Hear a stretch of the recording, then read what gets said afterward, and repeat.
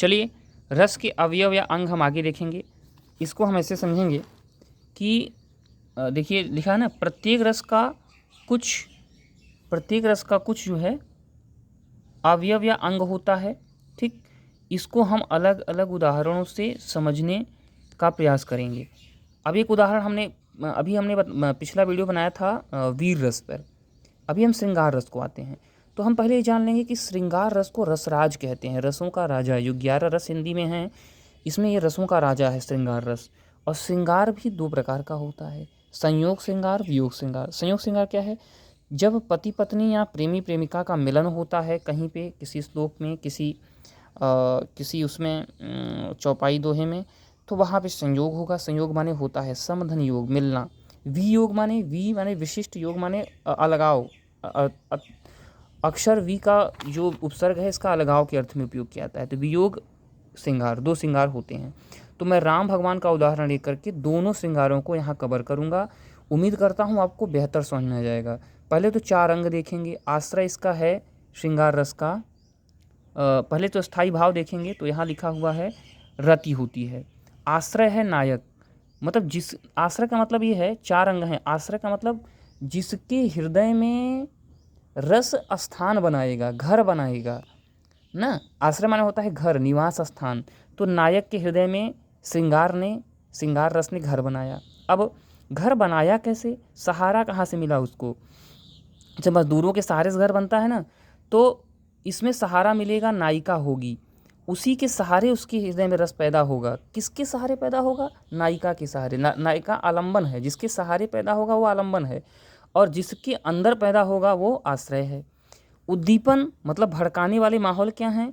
तो मैंने ये भी बता चुका हूँ आपको कि आलंबन, उद्दीपन, विभाव के आश्रय, विभाव, अनुभाव और संचारी भाव, 4 अंग होते हैं। तो विभाव के 2 पार्ट हैं, आलंबन, उद्दीपन। अब हम देते हैं, जैसे उद्दीपन माने भड़काने वाला काम कौन करेगा? नायिका की चेष्टाएं, उसकी तिरछी नज़र, ये सब चीज़ें उसको भड़काएंगी नायक को। यही भड़काने से उसके अंदर रस पैदा होगा, श्रृंगार रस।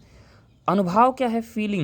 फीलिंग होगा, कटाक्ष करेगा, वो कुछ ऐसी बातें बोलेगा, ठीक है, या आलिंगन करेगा, गले लगाएगा, ये उसकी फीलिंग है। तो रस जब परिपक्व अवस्था में पहुंच जाता है, खूब मैच्योर हो जाता है, तब अनुभव आता है।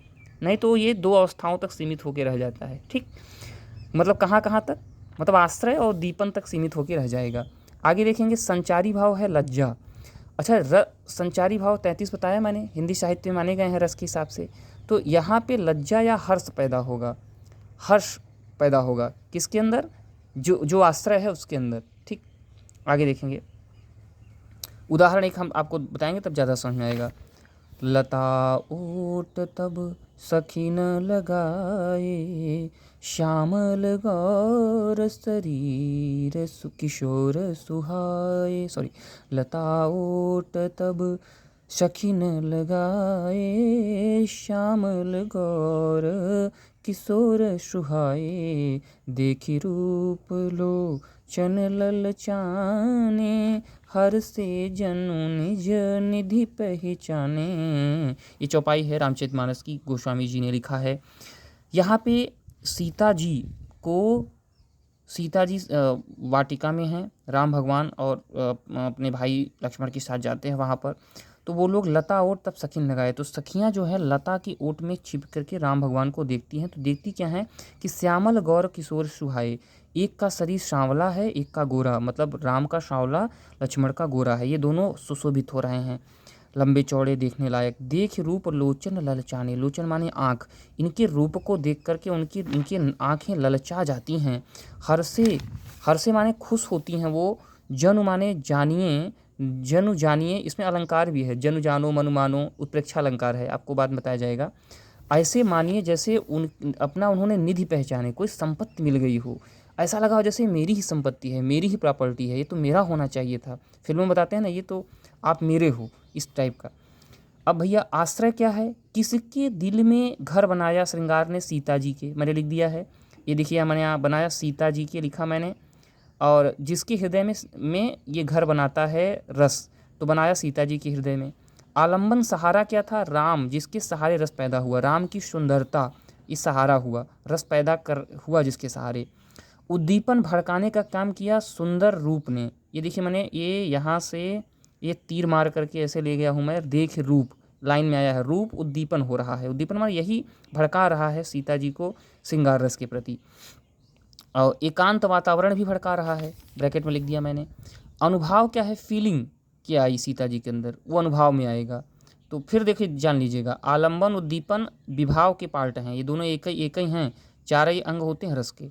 अब देखिए अनुभाव जो है, ललचाना, ये जो फीलिंग है अंदर, जो कहा ना मैंने कि मानसिक फीलिंग होनी चाहिए या शरीर हिले, या मन में कोई विचलन पैदा हो या शरीर हिले। तो जो उद्दीपन है सुंदर रूप, यहाँ लिखे सॉरी ललचाना, जो ललचती हैं उनकी आँखें, आँखें ललचेंगी तो फड़केंगी, इधर उधर देखेंगी, ये अनुभाव है उनका। अब आता है संचारी भाव, तो उनके अंदर ये लिखा है हर्षे, उनका हृदय खुशी हो गया, मस्त एकदम प्रसन्न हो गया। तो ये हर्ष से जो है ये संचारी भाव है, जो उनके दिल में बहा, जो भाव केवल बहते हैं, इनकी फीलिंग की जा सकती है, इनको छुआ नहीं जा सकता है। जैसे कि होता है ना हार्डवेयर सॉफ्टवेयर कंप्यूटर में, कि हार्डवेयर को छू देख सकते हैं और कंप्यूटर जो सॉफ्टवेयर है उसको केवल महसूस कर सकते हैं। यही स्थिति यहाँ की है संचारी भाव की। तो धन्यवाद, कोई डाउट होगा तो आप हमसे पूछिएगा।